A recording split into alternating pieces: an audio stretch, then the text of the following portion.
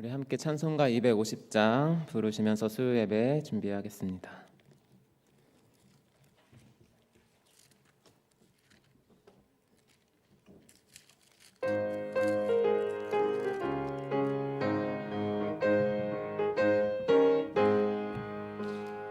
구주의 십자가 보혈로 죄 씻음 받기를 원하네. 내 죄를 씻으신 주 이름 찬송합시다.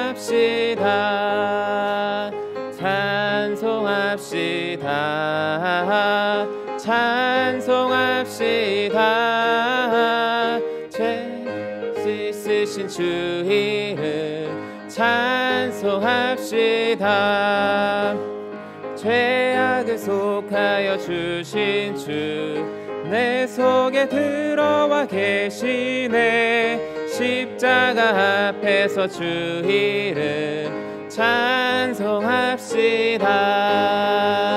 찬송합시다. 찬송합시다. 내 죄를 씻으신 주 이름 찬송합시다. 주 앞에 흐르는 생명수 날 씻어 정하게 하시네. 내 기쁨 정성을 다하여 찬송합시다. 찬송합시다. 찬송합시다. 내 죄를 씻으신 주 이름 찬송합시다. 내 주께 회개한 영혼은 생명수 가운데 젖었네. 흠없고 순전한 주 이름 찬송합시다. 찬송합시다.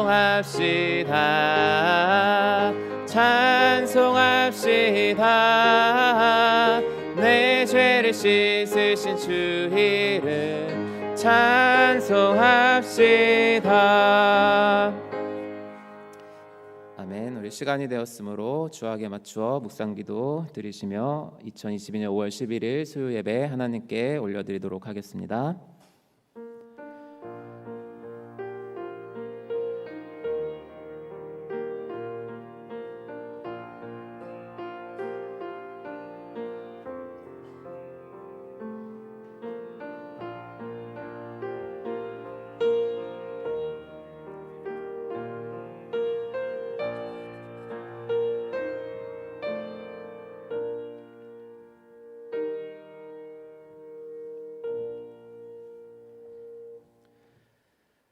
거룩하신 아버지 하나님, 이 시간에 주의 백성들을 한자리에 불러 모아 주셔서 예배드리게 하시니 감사드립니다. 주님, 이 시간에 주님만 홀로 영광 받으시옵고 주님께서 이 예배를 통하여서 뜻하신 바, 기뻐하시는 바 모두 이루어 주시고 우리 안에 기쁨과 은혜가 충만케 하여 주옵소서. 우리 주 예수 그리스도의 이름으로 기도드립니다. 아멘. 사도신경으로 우리의 신앙을, 우리의 믿음을 고백하도록 하겠습니다. 전능하사 천지를 만드신 하나님 아버지를 내가 믿사오며 그 외아들 우리 주 예수 그리스도를 믿사오니 이는 성령으로 잉태하사 동정녀 마리아에게 나시고 본디오 빌라도에게 고난을 받으사 십자가에 못 박혀 죽으시고 장사한 지 사흘 만에 죽은 자 가운데서 다시 살아나시며 하늘에 오르사 전능하신 하나님 우편에 앉아 계시다가 저리로서 산 자와 죽은 자를 심판하러 오시리라. 성령을 믿사오며 거룩한 공회와 성도가 서로 교통하는 것과 죄를 사하여 주시는 것과 몸이 다시 사는 것과 영원히 사는 것을 믿사옵나이다. 아멘. 찬송가 214장 함께 부르시겠습니다.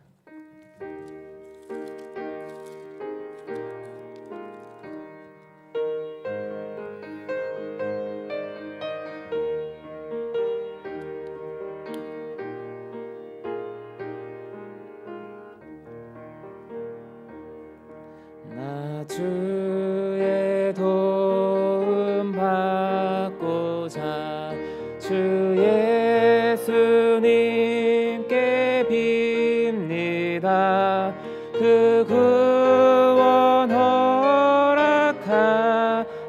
기사 날 받아주소서.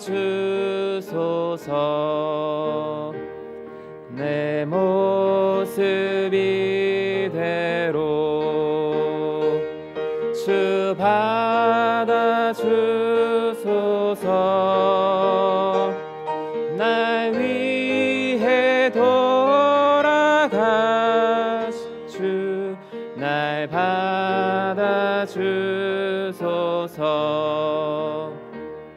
큰 죄에 빠져여 주 그 날 위해 피 흘렸으니 주 형상대로 빚으사 날 받아주소서. 내 모습 이대로 주 받아주소서. 날 위해 돌아가신 주 날 받아주소서.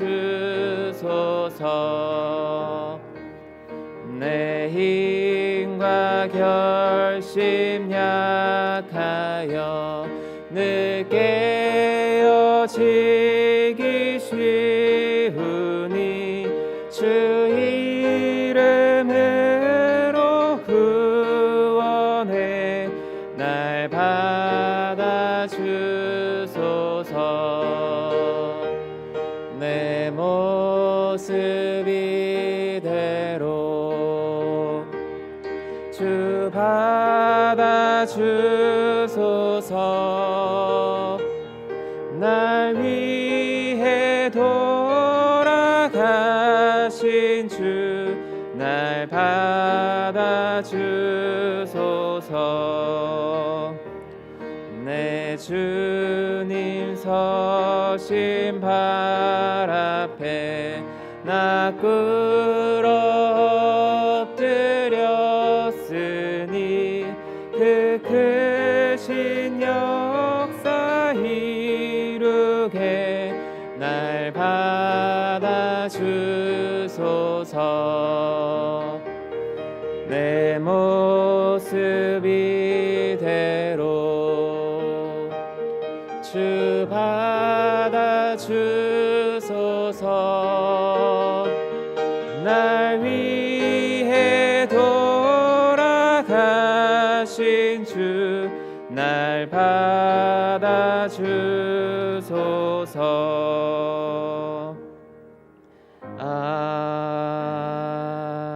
아멘. 이 시간 유영희 권사님 예배를 위해 대표로 기도해 주시겠습니다.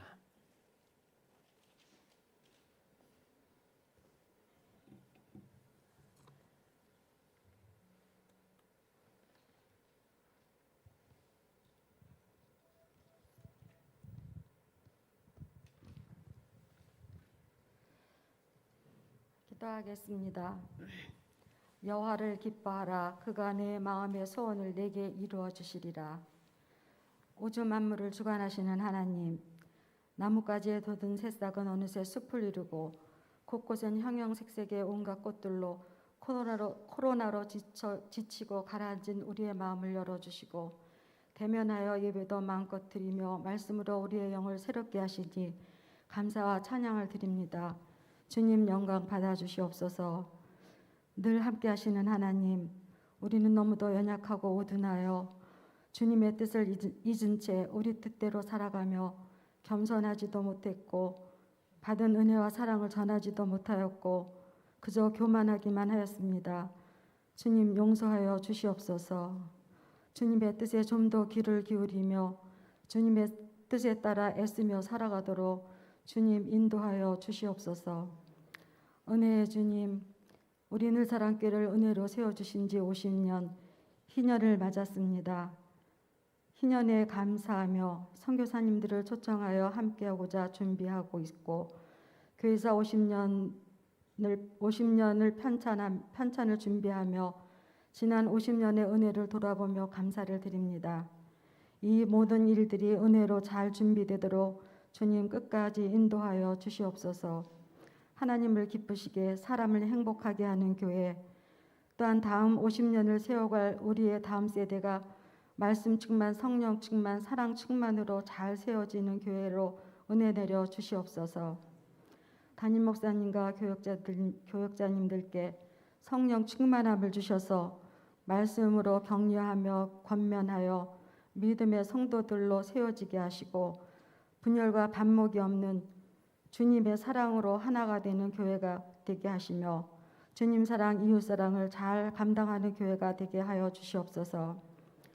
사랑의 주님, 지난 2년 동안 코로나로 인해 말씀으로 함께하기가 어려웠던 주일학교 유아부에서 청년 1, 2부에 이르기까지 예배가 회복되고 말씀으로 영육이 강건해지며 말씀 안에서 자아와 가치관이 세워지게 하시고 지혜와 명철을 주셔서 삶 속에서 선한 영향력을 끼치며 하나님의 자녀로 가정과 교회와 사회와 이 나라와 세계의 기둥이 되어 하나님의 뜻을 전하게 하여 주시옵소서.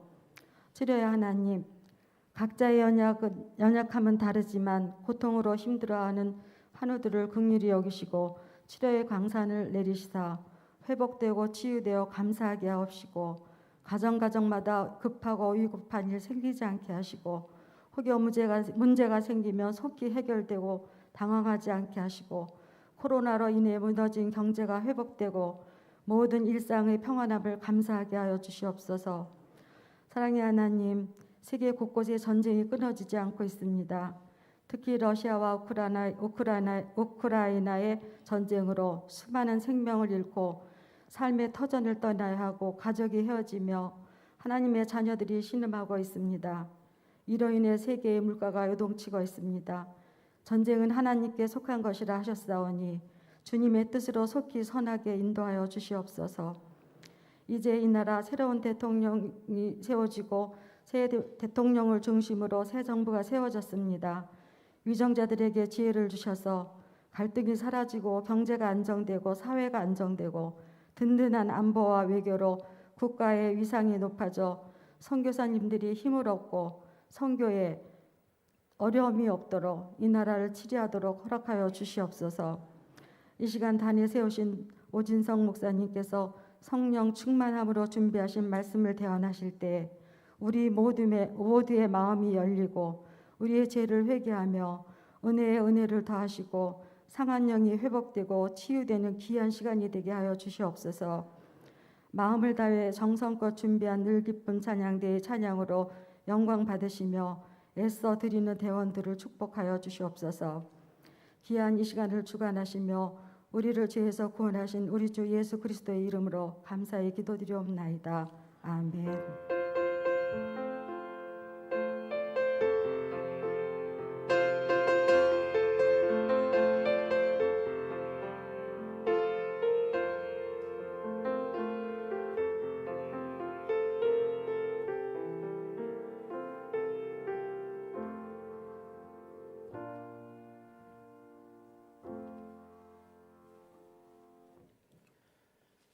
오늘 우리에게 주시는 하나님의 말씀은 로마서 7장 전체입니다. 로마서 7장 1절에서 25절까지의 말씀 길기 때문에 제가 빠르게 봉독해 올려드릴 테니 눈으로 잘 따라와 읽어주시길 바랍니다. 읽겠습니다. 형제들아, 내가 법하는 자들에게 말하노니 너희는 그 법이 사람이 살 동안만 그를 주관하는 줄 알지 못하느냐? 남편 있는 여인이 그 남편 생전에는 법으로 그에게 매인받으나 만일 그 남편이 죽으면 남편의 법에서 벗어나느니라. 그러므로 만일 그 남편 생전에 다른 남자에게 가면 음녀라. 그러나 만일 남편이 죽으면 그 법에서 자유롭게 되나니 다른 남자에게 갈지라도 음녀가 되지 아니하느니라. 그러므로 내 형제들아, 너희도 그리스도의 몸으로 말미암아 율법에 대하여 죽임을 당하였으니 이는 다른이 곧 죽은 자 가운데서 살아나신 이에게 가서 우리가 하나님을 위하여 열매를 맺게 하려 함이라. 우리가 육신에 있을 때에는 율법으로 말미암는 죄의 정욕이 우리 지체 중에 역사하여 우리로 사망을 위하여 열매를 맺게 하였더니 이제는 우리가 얽매였던 것에 대하여 죽었으므로 율법에서 벗어났으니 이러므로 우리가 영의 새로운 것으로 섬길 것이요 율법 조문의 묵은 것으로 아니할지니라. 그런즉 우리가 무슨 말을 하리요? 율법이 죄냐? 그럴 수 없느니라. 율법으로 말미암지 않고는 내가 죄를 알지 못하였으니 곧 율법이 탐내지 말라 하지 아니하였더라면 내가 탐심을 알지 못하였으리라. 그러나 죄가 기회를 타서 계명으로 말미암아 내 속에서 온갖 탐심을 이루었나니 이는 율법이 없으면 죄가 죽은 것임이라. 전에 율법을 깨닫지 못했을 때에는 내가 살았더니 계명이 이름에 죄는 살아나고 나는 죽었도다. 생명에 이르게 할 그 계명이 내게 대하여 도리어 사망에 이르게 하는 것이 되었도다. 죄가 기회를 타서 계명으로 말미암아 나를 속이고 그것으로 나를 죽였는지라. 이로 보건대 율법은 거룩하고 계명도 거룩하고 의로우며 선하도다. 그런즉 선한 것이 내게 사망이 되었느냐? 그럴 수 없느니라. 오직 죄가 죄로 드러나기 위하여 선한 그것으로 말미암아 나를 죽게 만들었으니 이는 계명으로 말미암아 죄로 심히 죄되게 하려 함이라. 우리가 율법은 신령한 줄 알거니와 나는 육신에 속하여 죄 아래에 팔렸도다. 내가 행하는 것을 내가 알지 못하노니 곧 내가 원하는 것은 행하지 아니하고 도리어 미워하는 것을 행함이라. 만일 내가 원하지 아니하는 그것을 행하면 내가 이로써 율법이 선한 것을 시인하노니 이제는 그것을 행하는 자가 내가 아니요 내 속에 거하는 죄니라. 내 속 곧 내 육신에 선한 것이 거하지 아니하는 줄을 아노니 원함은 내게 있으나 선을 행하는 것은 없노라. 내가 원하는 바 선은 행하지 아니하고 도리어 원하지 아니하는 바 악을 행하는도다. 만일 내가 원하지 아니하는 그것을 하면 이를 행하는 자는 내가 아니요 내 속에 거하는 죄니라. 그러므로 내가 한 법을 깨달았노니 곧 선을 행하기 원하는 나에게 악이 함께 있는 것이로다. 내 속사람으로는 하나님의 법을 즐거워하되 내 지체 속에 한 다른 법이 내 마음의 법과 싸워 내 지체 속에 있는 죄의 법으로 나를 사로잡는 것을 보는도다. 오호라 나는 공고한 사람이로다. 이 사망의 몸에서 누가 나를 건져내랴. 우리 주 예수 그리스도로 말미암아 하나님께 감사하리로다. 그런즉 내 자신이 마음으로는 하나님의 법을 육신으로는 죄의 법을 섬기노라. 아멘.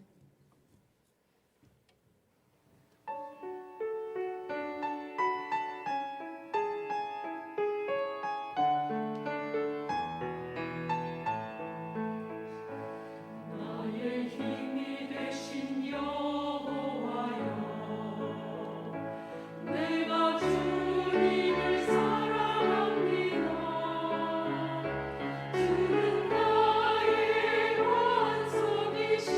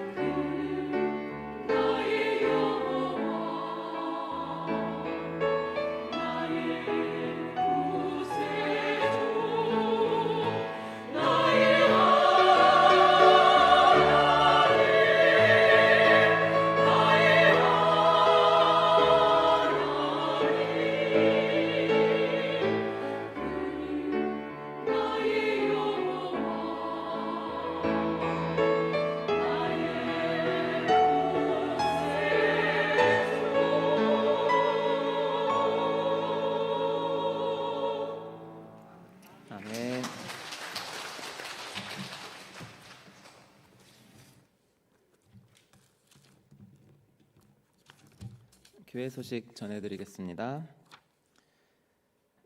예배 안내입니다. 사회적 거리두기 인원 제한이 해제됨에 따라 모든 공예배는 제한 없이 드려지고 있습니다. 또한 셋째 주부터 식당 이용이 가능하오니 참고하시기 바랍니다. 돌아오는 주일은 전교인 연합 예배로 드립니다. 1, 2부는 기존 예배로 드리며 3부 예배 시에는 주일학교와 청년부가 연합으로 함께 예배를 드립니다. 5월 22일 주일 오후 예배는 새가족 환영 감사 축제로 드립니다. 이번 행사가 은혜롭게 진행될 수 있도록 많은 기도와 관심을 부탁드립니다. 또 돌아오는 토요일 오전 9시 30분부터 교회 대청소가 있습니다.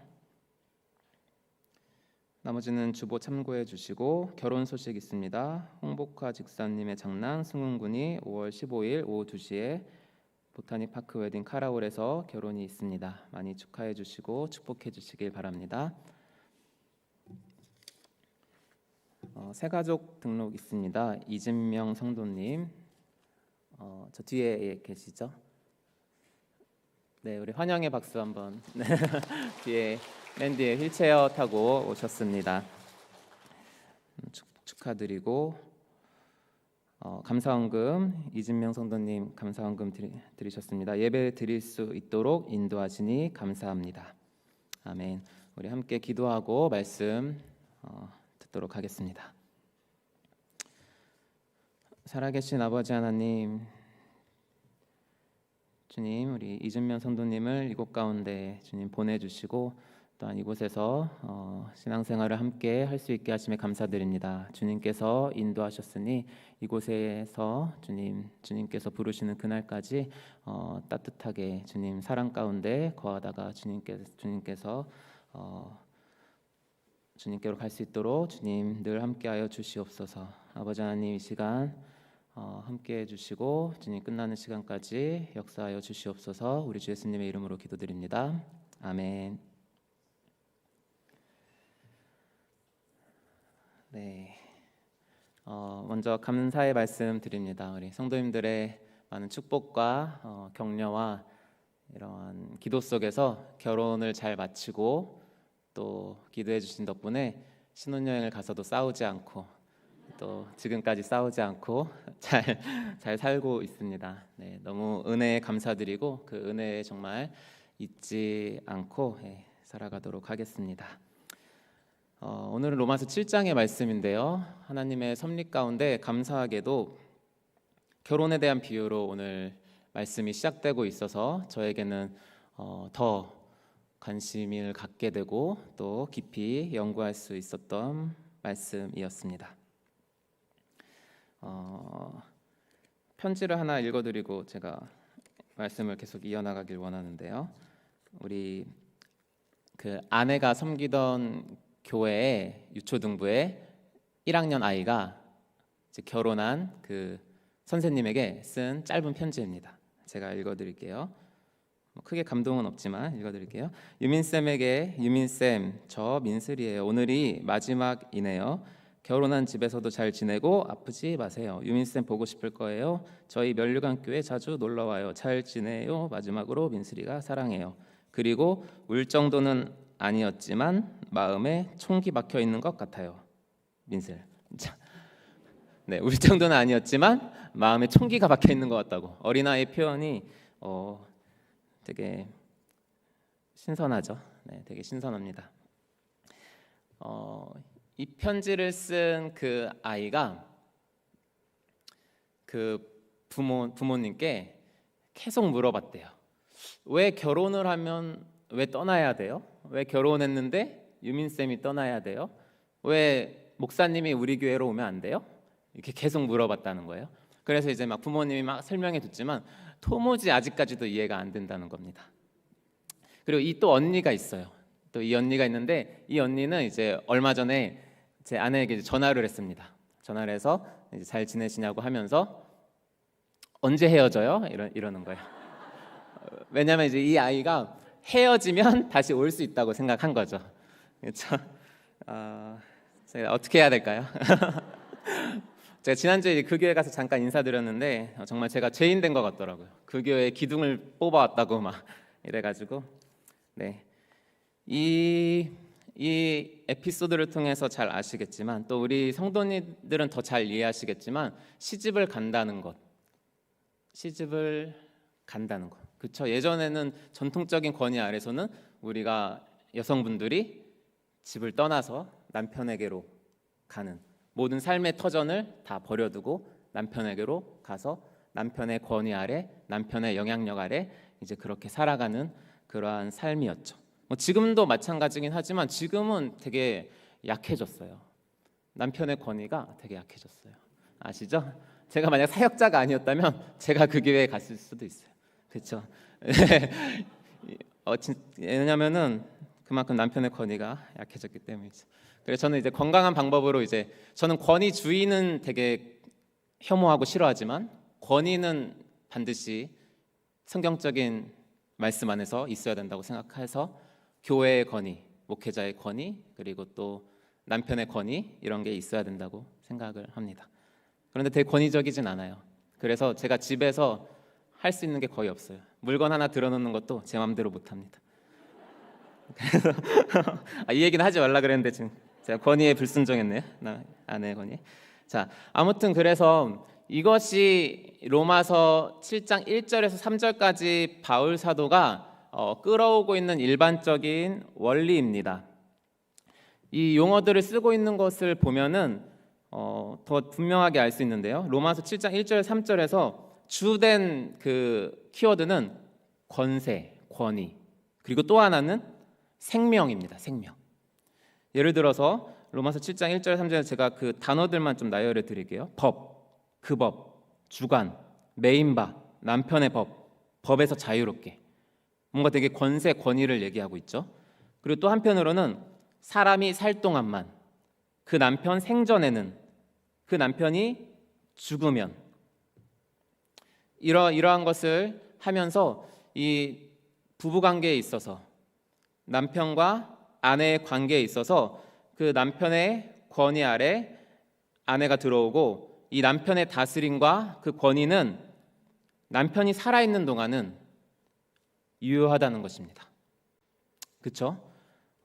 바울은 여기서 이혼은 아예 염두에 두고 있지 않아요. 요즘은 이제 뭐 이혼을 막 너무 쉽게 하곤 해서 뭐 이혼을 하면은 그 남편의 권위에서 남편의 다스림에서 벗어날 수 있다고 뭐 쉽게 생각할 수 있겠지만, 근데 실상은 그렇지 않죠. 예수님께서도 그렇게 말씀하셨죠. 이혼에 대해서 이렇게 물어봤을 때 원래는 하나님께서 하나가 되게 한 것을 사람이 나눌 수 없다. 그렇죠? 다만 이제 우리의 완악함으로 인해서 모세가 이혼 증서를 써서 이혼하도록 아내를 버리도록 허락했던 것이다. 그러나 원래는 이혼으로도 남편과 아내의 관계는 끊을 수가 없는 것입니다. 그것이 하나님께서 맺어주신 그 권위이기 때문입니다. 그러나 남편이 죽으면은 그 관계는 깨어져요. 남편이 죽으면 자유롭게 다른 남편 찾아가셔도 됩니다. 네. 이게 보편적인 원리죠. 이제 이 1절부터 3절까지 말한 그 혼인관계의 보편적인 원리를 가지고 바울이 진짜로 하고 싶은 얘기를 4절부터 6절에서 하고 있는 것을 우리가 보게 됩니다. 바울이 이 관계를 통해서 우리에게 진짜로 하고 싶은 얘기는 무엇입니까? 하나님께서 율법과 모든 인류의 관계를 그런 남편과 아내의 관계처럼 그러한 권위의 관계로, 지배의 관계로, 다스림의 관계로 묶어 놓으셨다는 것입니다. 우리는 율법의 권위 아래에 있었습니다. 말하자면 우리의 전 남편은, 우리가 만약에 율법과 관계가 끊어졌다면 우리의 전 남편은 율법이라는 것입니다. 그리고 우리는 그의 아내라는 것입니다. 율법이 살아있는 동안 우리는 그 율법의 권위 아래서 순종해야 되는 책임과 의무가 있다는 것입니다. 그렇죠? 이게 언제까지요? 죽을 때까지. 그래서 죽음이 갈라놓을 때까지 율법과 우리의 관계는 그렇게 남편과 아내의 관계처럼 맺어져 있다는 것입니다. 그런데 4절의 말씀을 한번 읽어보도록 하겠습니다. 제가 읽어드릴게요. 4절의 말씀. 그러므로 내 형제들아 너희도 그리스도의 몸으로 말미암아 율법에 대하여 죽임을 당하였으니 이는 다르니 곧 죽은 자 가운데서 살아나신 이에게 가서 우리가 하나님을 위하여 열매를 맺게 하려 함이라. 아멘. 그런데 죽었다는 것입니다. 이것이 바울이 말하고 싶은 핵심입니다. 죽었습니다. 누가 죽었습니까? 누가 죽었습니까? 전 남편인 율법이 죽었습니까? 아니죠. 아니죠. 아까 1절부터 3절에서는 남편과 아내의 관계에 있어서 남편이 죽으면 아내가 자유로워진다라고 얘기를 했어요. 근데 이게 그대로 내려오면 율법이 죽고 우리가 해방되었다 이렇게 가야 될 것 같은데 바울은 그렇게 하지 않고 거꾸로 해서 우리가 죽었다고 말하고 있습니다. 우리가 율법에 대하여 죽었다고 말하고 있습니다. 무엇을 통해서요? 그리스도의 몸을 통해서. 율법이 죽을 수 없죠. 율법은 하나님께서 주신 법으로 세상 끝날까지 있을 것입니다. 그래서 율법이 죽을 수가 없어요. 그래서 율법의 반대편인 아내가 죽어야죠. 그렇죠? 그래야 그 율법과의 관계에서 우리가 해방되는 거죠. 그런데 그것을 그리스도의 몸을 통해서 우리가 죽게 되었다는 것입니다. 이것이 복음의 핵심입니다. 율법과의 관계에 있어서 그리스도의 몸을 통해 우리가 죽었다는 것입니다. 아멘이시죠? 아직 잘 이해가 안 되실 수 있어요. 왜냐하면 되게 복잡하거든요. 네, 그래서 잘 따라와 주셔야 돼요. 자, 율법에 대해서 우리가 죽음을 당했습니다. 그래서 우리는 이제 율법의 권세에서 해방되었다는 것입니다. 그렇죠? 그 목적이 중요합니다. 그 목적. 우리가 왜 율법에서 해방되어야 합니까? 율법은 하나님께서 주신 것인데 왜 우리가 율법에서 해방되어야 합니까? 그 목적이 무엇이라고 4절에서 말하고 있습니까? 제가 다시 한번 그 하반절 읽겠습니다. 이는 그 목적입니다. 우리가 율법에서 자유롭게 된 그 목적, 그 이유, 그것은 다른이가 누구입니까? 죽은 자 가운데서 살아나신 이 누구시죠? 예수님에게 가서 예수님에게 시집가서 예수님과 연합해서 그래서 하나님을 위하여 열매를 맺게 하려 함이라. 이해가시죠? 우리의 전 남편은 율법이었어요. 전 남편은 율법이었고 이제 율법에서 전 남편의 관계에서 우리가 해방되었어요. 벗어났어요. 그래서 이제 우리는 새로운 남편이신 예수님께 가서 예수님과 결혼해서 예수님과 연합해서 결혼하면 뭐가 생기죠? 자녀가 생겨야죠. 그렇죠? 그런 것처럼 이제 예수님과 연합함으로써 우리가 하나님을 위한 열매를 맺는 존재가 되었다는 것입니다.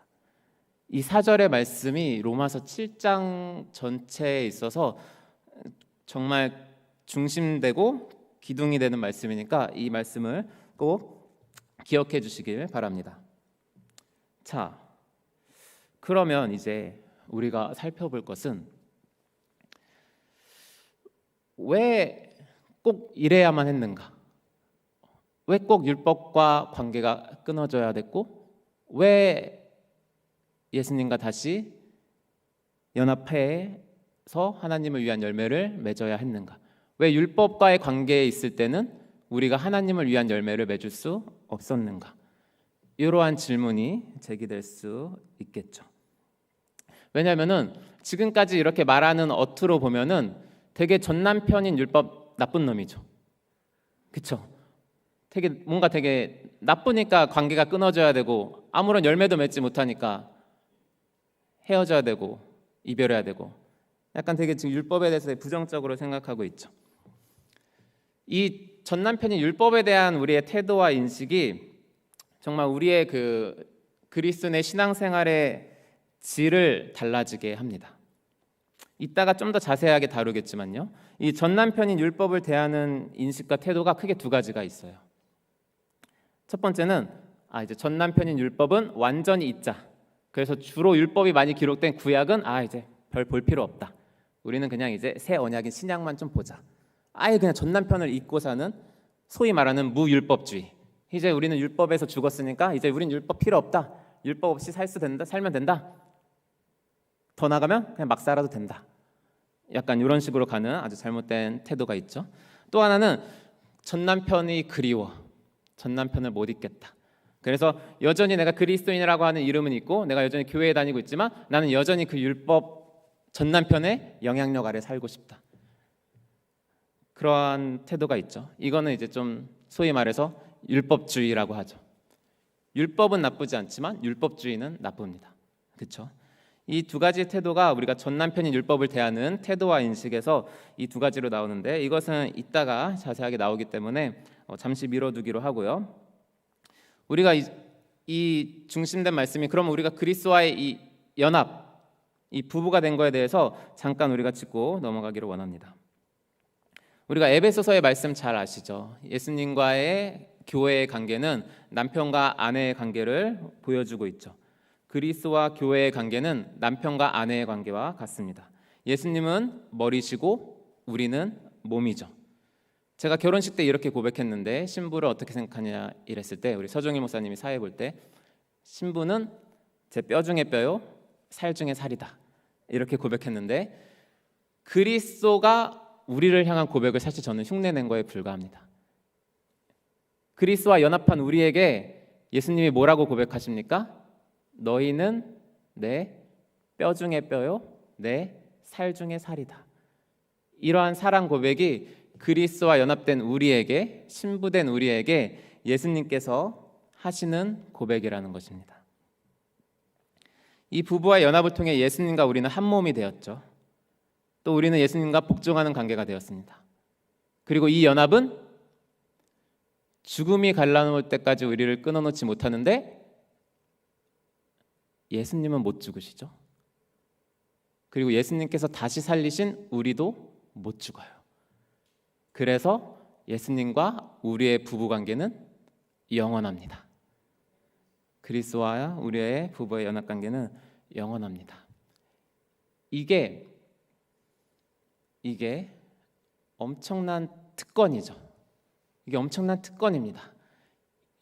우리가 정말 포악하고 폭군적이고 잘못된 방법으로 권위를 내세우려 하고 이러한 남편과 영원히 살아야 한다면 정말 그것이 곧 지옥이겠지만 그러나 우리 예수님은 안 그러시죠. 우리를 사랑하셔서 자기 몸을 내어주시기까지 사랑하신 분이 우리의 영원한 남편이라는 것입니다. 엄청난 특권이죠. 이 특권의 한 3가지 정도만 좀 더 간략하게 살펴보면 이제 우리가 남편인 그리스도와 연합이 되었으므로 이제 남편의 이름이 우리의 이름이 되는 것입니다. 우리나라는 아직 그렇게 하고 있지 않죠. 그런데 외국에서는 결혼하면 아내가 남편의 성을 받아요. 아시죠? 그렇죠? 저희 아내도 오 씨가 됐어요. 원래 오 씨였지만 오 씨가 됐어요. 제 성을 받았죠. 그런 것처럼 우리 예수님의 이름, 우리 너무 잘 아시죠? 우리가 찬양으로 고백하는 모든 이름 위에 뛰어난 이름, 그 예수님의 이름이 우리의 이름입니다. 신랑이시니까. 이게 엄청난 특권이죠. 우리 그 방송인이라고 해야 될까요? 백종원 씨와 소유진 씨 이야기 잘 아시죠? 처음에 결혼할 때 다 누구를 욕했냐면 백종원 씨를 욕하고 소유진 씨가 이해 안 된다고 그랬어요. 그런데 나이 차가 엄청 났거든요. 도무지 이해가 안 된다. 왜 그렇게 젊은 분이 왜 저런 아저씨랑 막 결혼해? 막 이러면서 엄청 막 욕했단 말이죠. 그런데 이제 시간이 지나서 백종원 씨의 위세가 엄청나지고 그의 사업이 엄청 번창해지고 그가 막 이렇게 잘 나가면서 소위 그의 이름이 높아지면서 이제는 백종원이 이해가 안 간다. 이런 식으로 바뀌었어요. 왜요? 그 백종원의 이름이 결혼한 소유진 씨의 이름에게 같이 적용되는 것이기 때문이죠. 그렇기 때문에 우리가 그 모든 이름 위에 뛰어나신 예수님과 연합되어서 우리가 그 이름을 함께 누리고 있다면 우리가 이 생의 자랑에 좀 매력을 느끼거나 또한 그리스도를 부끄러워하는 이거에 대해서 우리가 좀 생각해 봐야 되지 않을까요? 우리가 크리스찬이라는, 그리스도인이라는 이 이름을 세상 가운데 부끄러워한다거나, 아니면 이 세상에서 지금 막 홍보하고 모든 매체, 영상 매체에서 막 이 세상에 막 욜로 라이프 하면서 이 세상을 누려라, 한 번뿐인 인생 하면서 막 온갖 사치와 온갖 이 세상의 자랑들로 가득 우리를 하는 그것에 우리가 기웃기웃거리면서 아, 나 저렇게 살고 싶다, 나도 저러고 싶다, 이렇게 하는 게 우리의 신랑 대신 예수님께 좀 죄송스러운 거 아닐까요? 우리가 이 특권을, 첫 번째 특권, 그의 이름이 우리의 이름이 되었다는 이 특권을 기억하시길 바랍니다. 두 번째는 예수님의 그 지혜와 의로움과 거룩함이 우리의 것이 되었다는 것입니다. 예수님의 지혜, 예수님의 의로움, 예수님의 거룩하심, 그것이 우리의 것이 되었어요. 그래서 우리가 연약하고 부족하지만 우리는 그 예수님 때문에 의롭다 하심을 받는 거고, 그 예수님 때문에 우리가 거룩한 존재다, 성도라 부르심을 잊게 되는 거죠. 그리고 마지막 세 번째는, 이거는 좀 우리에게 되게 익숙치 않은 걸 수도 있는데, 천사들도 우리를 섬긴다는 것입니다. 우리는 사실 천사들과 친숙하지 않죠. 제가 이스라엘에 한번 갔을 때 그 사람들은 천사들과 좀 친숙하더라고요. 천사들과 친숙한데, 근데 어떻게 친숙하냐면, 제가 가장 의아하게 생각했던 게 그건데, 잘 아시다시피 이렇게 금요일 저녁이 되면 이제 안식일에 들어가면서 모든 그 공동체, 한 공동체가 이렇게 모여가지고 함께 식사를 나누면서 이렇게 막 함께 퍼포먼스하고 찬양하고 예배 같은 그런 거를 합니다. 근데 저는 이제 막 그때는 영어도 되게 짧았고 잘 못 알아듣고 당연히 이스라엘 말은 몰랐고, 이런 가운데 그냥 참석해가지고 그 자리에 초청을 받아서 들어가 있었는데, 뭔가 막 이렇게 찬양 같은 거를 불러요. 그래서 제가 이제 궁금해가지고 이 찬양의 내용이 뭐냐 이렇게 친한 친구에게 물어봤더니 천사에게 기도를 하는 거예요. 천사에게 기도를 한다고 하더라고요. 그러니까 하나님께 막 직접 못 가니까 마치 로마 가톨릭이 성모 마리아 통해서 막 기도하고 막 이런 것처럼, 이스라엘 사람들은 그냥 천사를 통해서 이렇게 하나님께 가려고, 이런 식으로 천사를 섬기는 듯한 모습을 본 적이 있습니다. 그런데 히브리서 1장 14절에 무엇을 말합니까? 히브리서 1장 14절 말씀 한번 틀어주시길 바랍니다. 제가 읽어드릴게요. 모든 천사들은 섬기는 영으로서 구원받을 상속자들을 위하여 섬기라고 보내심이 아니냐. 이 모든 천사들이 보이지 않죠. 그렇죠? 그러니까 보이지 않아서 우리가 실감이 안 나죠. 그래서 천사들이 우리를 섬긴다는 게 실감이 안 나죠. 그렇죠? 구약 시대도 이런 일이 있었어요. 열왕기하 6장 16절에서 17절의 말씀을 보면 유명한 말씀입니다. 대답하되 두려워하지 말라, 우리와 함께한 자가 그들과 함께한 자보다 많으니라 하고 기도하여 이르되 여호와여 원하건대 그의 눈을 열어서 보게 하옵소서 하니, 여호와께서 그 청년의 눈을 여심해 그가 보니 불말과 불병거가 산에 가득하여 엘리사를 저 눈이 둘렀더라. 네, 엘리사를 둘렀더라. 이 배경 다 아시죠? 길게 설명 안 하겠습니다. 보이지 않아서 우리가 눈에 보이는 그 아람의 군대만 보고 사화는 소위 말해 쫄았죠. 그런데 엘리사는 알고 있었죠. 우리와 함께 하시는 이가 더 많다는 걸. 그래서 기도로 해서 눈을 열어보니 불말과 불병거가 그 아람의 군대보다 훨씬 더 많게 두르고 있었다는 것입니다. 그 천사들이 누구를 섬긴다는 것입니까? 그리스도와 연합된 우리 그리스도인들, 구원의 후사. 그러니까 이 연합의 특권이 엄청나지 않습니까? 이 특권들만 쭉 나열해도 오늘 설교는 다 끝날 것 같아서 이 부부와의 연합의 이 특권 3가지 정도로만 잠깐 매듭을 짓고 이제 넘어가도록 하겠습니다. 그러면 이 연합의 관계에서 하나님께서 바라시는 것은 아까 무엇이라고 했습니까? 이 목적이, 연합의 목적이 결혼의 꽃, 자녀, 열매. 그렇죠? 우리가 하나님을 위한 열매를 맺게 하시기 위해서 하나님께서 이 모든 일을 계획하시고 이루시고 또 이루어 나가고 계신 것입니다. 이 열매는 무엇입니까? 이 열매는 간단합니다. 거룩함입니다. 거룩함. 에베소서 5장 25절에서 27절까지의 말씀 띄워주시길 바랍니다. 남편들아 아내 사랑하기를 그리스도께서 교회를 사랑하시고 그 교회를 위하여 자신을 주신 같이 하라. 이는 곧, 여기도 목적이죠. 이는 목적, 곧 물로 씻어 말씀으로 깨끗하게 하사 거룩하게 하시고 자기 앞에 영광스러운 교회로 세우사 티나 주름 잡힌 것이나 이런 것들이 없이 거룩하고 흠이 없게 하려 하심이라. 이것이 하나님을 위한 열매입니다. 우리의 거룩. 우리의 거룩. 이 거룩은 오직 그리스도와 연합된 가운데 우리 안에 맺어지는 것이라고 말씀하고 계십니다. 요한복음에서도 우리 주님께서도 그렇게 말씀하셨죠. 우리가 너무나도 잘 아는 포도나무의 비유 가운데서 15장 5절에서 이렇게 예수님께서 말씀하셨습니다. 나는 포도나무요 너희는 가지라. 그가 내 안에 내가 그 안에 거하면 사람이 열매를 많이 맺나니 나를 떠나서는 너희가 아무것도 할 수 없음이라. 예수님과 연합된 자만이 하나님을 위한 이 거룩함의 열매, 또 다른 갈라디아서에 표현된 성령의 열매를 맺을 수 있는 존재가 되었다는 것입니다. 자, 이거를 율법과 관계를 맺고 있을 때는 못했다는 것입니다. 우리 5절 말씀을 보겠습니다. 5절 말씀 제가 읽어드릴게요. 우리가 육신에 있을 때에는 율법으로 말미암는 죄의 정욕이 우리 지체 중에 역사하여 우리로 사망을 위하여 열매를 맺게 하였더니, 우리가 육신에 있을 때 우리가 육신에 있을 때가 언제이죠? 우리가 지금도 육신에 있죠. 그렇죠? 우리가 보통 이 육신이라는 단어가 너무 다양하게 쓰여가지고 정확하게 뭐라고 쓰이는지 헷갈릴 때가 많아요. 보통 인간 전체 그냥을 가리킬 때 그냥 모든 육체 했을 때 그냥 모든 인류 할 때 이런 육신이라는 표현을 쓰기도 합니다.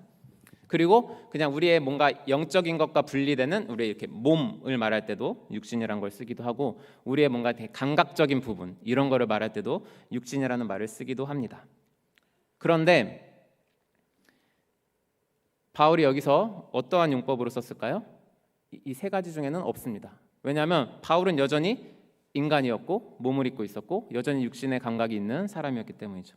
그러므로 여기서 육신에 있을 때라는 말은 우리가 이따 나오는 성령 안에 있는 것과 반대되는 개념입니다. 그래서 정리하자면 죄가 지배하는, 죄가 다스리는, 율법의 지배 아래 있는, 아직 중생하지 못한, 아직 율법과 관계가 있는, 여전히 율법이 남편인 그때가 육신에 있을 때를 말하고 있습니다. 그때는 그렇게 우리가 관계를 하고 있을 때는 이 율법으로 말미암는 죄의 정욕이 우리 안에서 역사해서 우리를 하나님을 위한 열매를 맺게 하는 게 아니라 사망을 위한 열매를 맺게 합니다. 자, 이것의 예를 들어드리면은 더 쉽게 이해하실 수 있을 것 같은데, 바리새인들을 한번 보면은 우리가 알 수 있습니다. 바리새인들은 중생하지 못한 바리새인들은 율법으로 인해서 먹고 사는 사람들이었죠. 그리고 율법이 그 삶의 전부였습니다. 막 그 유명한 구절 아시죠? 세리와 이렇게 기도하러 왔을 때 나는 11조를 막 이렇게 아주 작은 것까지 막 해가지고 막 11조 드리고, 나는 일주일에 2번 금식하고, 나는 막 기도하고, 막 이런 막 율법적인 것들을 막 나열을 했잖아요. 그런데 육신에 있을 때 중생하지 못한 사람에게는 그 율법으로 인해서 하나님을 위한 열매가 맺어지는 것이 아니라 사망을 위한 열매, 그저 자기 의를 세우고 자기가 만족하고 그냥 자기를 높이고 자기를 기만하는 그러한 사망의 열매를 맺었다는 것입니다. 그러므로 율법의 목적은 죄를 규정짓고 죄의 진정한 본질을 드러내고 구세주의 필요성을 보여주는 것입니다. 죄를 규정짓고 죄의 진정한 본질을 드러내고 그리고 구세주의 필요성을 보여주는 것, 이것이 율법의 목적이지, 그 율법을 지킴으로 인해서 하나님을 위한 의의 열매, 거룩의 열매, 진정한 사랑의 열매, 이러한 것들이 맺어지게 된 것이 아니라는 것입니다. 그러므로 우리가 율법과의 관계에서 해방되어야 된다는 것입니다. 이해 가시죠? 잘 따라오고 계시죠? 자, 원래라면 벌써 제 짧은 설교에 의하면 이제 끝날 시간인데 지금 아직 반도 안 나왔죠. 지금 세 대목 중에 첫 대목도 아직 끝나지 않았는데 벌써 시간이 이렇게 됐네요. 자, 그래서 이제 제가 선택을 해야 되는데 이 두 대목, 세 대목을 다음 시간에 좀 나눠서 해도 될까요? 네, 그러면은 제가 첫 대목을 오늘 마무리 짓고 다음 시간에 두 번째, 세 번째 대목으로 나아가도록 하겠습니다. 그래서 오늘 이 1절부터 6절까지의 그 말씀을 보면 우리가 6절 말씀 다시 한번 읽도록 하겠습니다. 우리 함께 읽겠습니다. 시작. 이제는 우리가 얽매였던 것에 대하여 죽었으므로 율법에서 벗어났으니 이러므로 우리가 영의 새로운 것으로 섬길 것이요 율법 조문에 묵은 것으로 아니할지니라. 이것이 계속 바울이 강조하고 싶은 것입니다. 우리가 율법에서 벗어났다는 것입니다. 우리가 율법에서 구원받았다는 것입니다. 우리가 율법의 어떤 것에서 벗어났습니까? 율법의 정죄함으로부터 벗어났습니다. 율법의 정죄함으로부터 우리가 벗어났습니다. 또한 율법의 무능함에서. 율법의 무능함이 어떤 것이죠? 율법은 죄인된 사람을, 죄인된 아내를 의롭게 할 수도 없고 거룩하게 할 수도 없습니다. 이 무능함에서 우리를 벗어나게 했습니다. 또한 율법은 오히려 죄를 충동하기까지 합니다. 죄를 충동하기까지 합니다. 이러한 죄를 충동한 율법의 사역에서부터 우리가 벗어났습니다.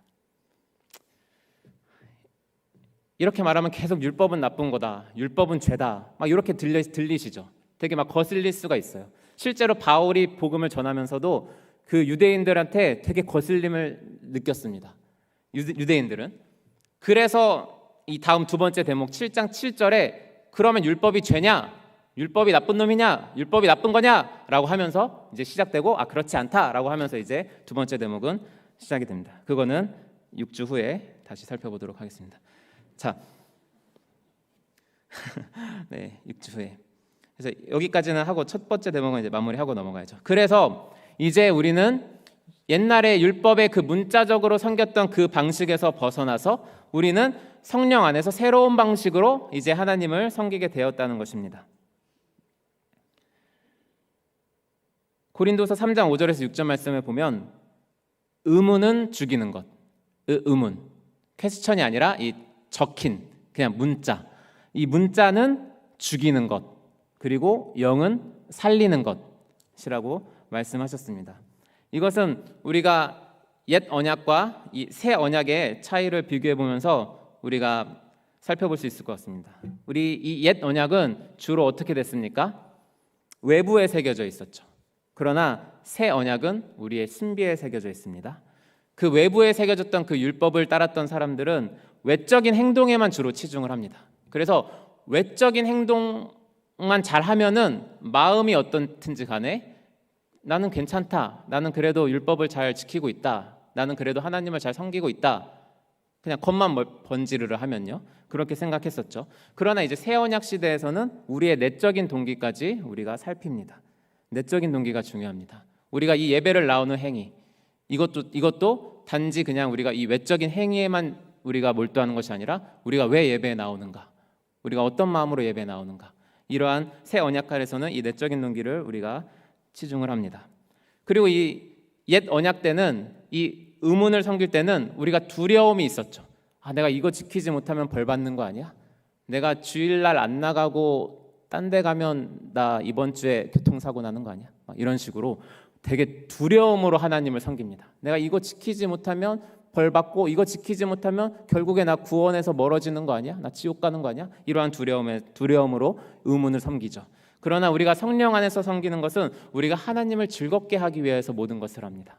우리가 예배에 나오는 것도, 우리가 기도를 드리는 것도, 우리가 봉사를 하는 것도 다 하나님을 즐겁게 하기 위해서 우리가 새 언약 아래서는 하나님을 섬깁니다.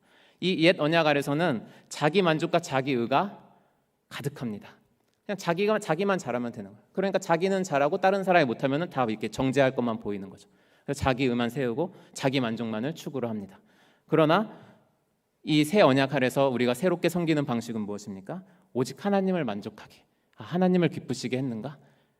예를 들어서 제가 오늘 설교를 하는데 아, 나 오늘 설교 잘했나? 이런 거에 집중하면 제가 옛 언약 아래서 이렇게 섬기고 있는 것이겠죠. 그러나 새 언약 아래서 새로운 성령 안에서 제가 설교를 하고 있다면 아, 오늘 하나님께서 충분히 기뻐하시고 만족하실 만큼 잘 전했나? 약간 이런 식으로 하나님을 만족해 하는 방향으로 생각하겠죠. 그리고 결정적으로 이제 마지막으로 이 율법은 항상 패배에 우리가 이르게 합니다. 항상 우리가 패배감과 죄책감과 절망감과 우울함과 이런 거에 찢을 수밖에 없게 합니다. 왜요? 율법으로 의를 얻을 수 없거든요. 율법으로 우리가 완전해질 수 없거든요. 그러므로 늘 패배감에 젖어 살게 합니다. 그러나 우리가 성령 안에서 하나님을 섬기는 것은 늘 승리하게 해주는 그 성령의 역사가 우리 가운데 있는 것입니다. 우리 마지막으로 유다서 24절 25절의 말씀을 우리 함께 읽고 설교를 마무리하려고 합니다. 자, 우리 함께 읽겠습니다. 시작. 능히 너희를 보호하사 거침이 없게 하시고 너희로 그 영광 앞에 흠이 없이 기쁨으로 서게 하실 이 곧 우리 구주 홀로 하나이신 하나님께 우리 주 예수 그리스도로 말미암아 영광과 위엄과 권력과 권세가 영원전부터 이제와 영원토록 있을지어다. 아멘. 아멘. 이것이 로마서 7장 1절부터 6절까지 첫 번째 대목의 핵심입니다. 우리가 전남편인 율법에서 벗어났습니다. 해방되었습니다. 그리고 우리가 시집갔습니다. 그리스도에게 시집갔습니다. 그래서 그리스도와 연합해서 우리는 이제 성령의 새로운 방식으로 두려움으로가 아니라 기쁨과 즐거움으로 하나님을 섬김으로 하나님을 위한 거룩의 열매를 맺어가는 존재가 되었습니다. 그러므로 우리는 늘 이제 뒤로 가면은 늘 또 승리에만 도취되지 않는다는 걸 보여주긴 하는데 어찌됐든 우리의 전반적인 삶은 이렇게 승리의 고백을 주님께 드릴 수 있는 그러한 영광스러운 존재, 그러한 특별한 존재가 우리가 되었다는 것입니다. 이 복음의 말씀을 꼭 기억하시고 우리 7주 후에 뵙겠습니다. 기도하겠습니다. 거룩하신 아버지 하나님, 주님 부족한 종이 주님의 말씀을 전했습니다. 주의 성령께서 역사하여 주시어서 주님께서 기뻐하시고 주님께서 원하시고 주님께서 바라시는 그 말씀들을 각 사람의 필요에 따라 주님 기억나게 하시고 생각나게 하시고 적용시켜 주시고 또한 그 말씀으로 인해서 힘을 얻고 또한 살아갈 수 있는 능력으로 역사하여 주시옵소서. 감사드리오며 우리 주 예수 그리스도의 이름으로 기도드립니다. 아멘. 찬송가 258장 우리 함께 부르시겠습니다.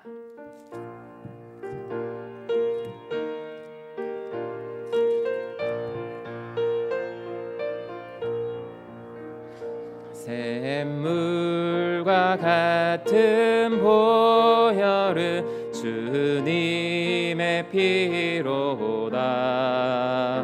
보혈의 죄를 씻으면 정하게 되겠네.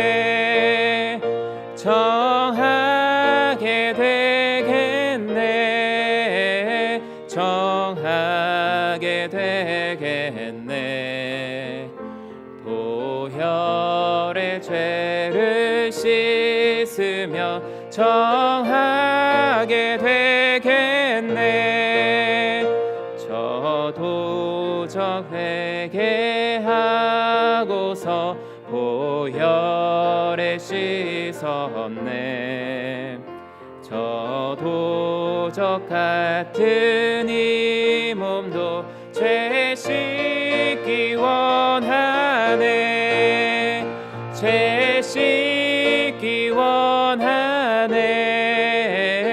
죄 씻기 원하네.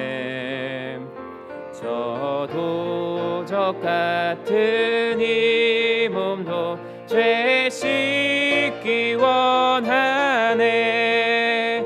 죄속함 받은 백성은 영생을 얻겠네.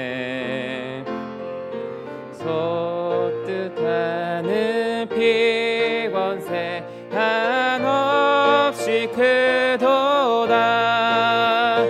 한없이 크도다. 한없이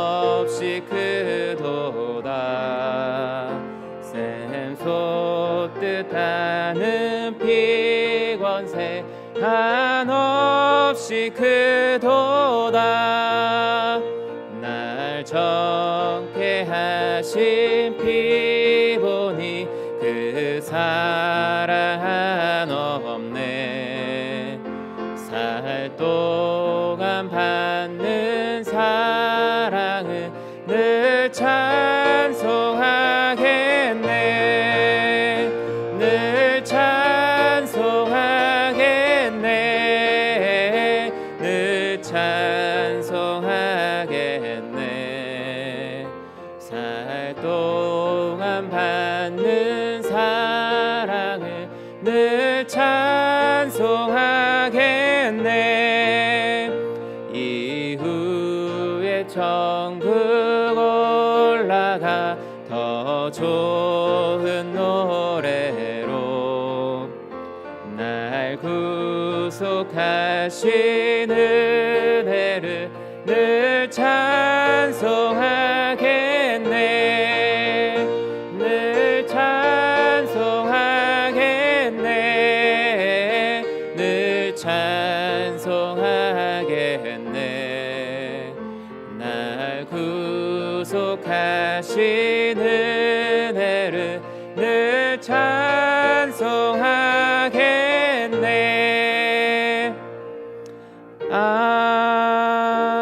아멘.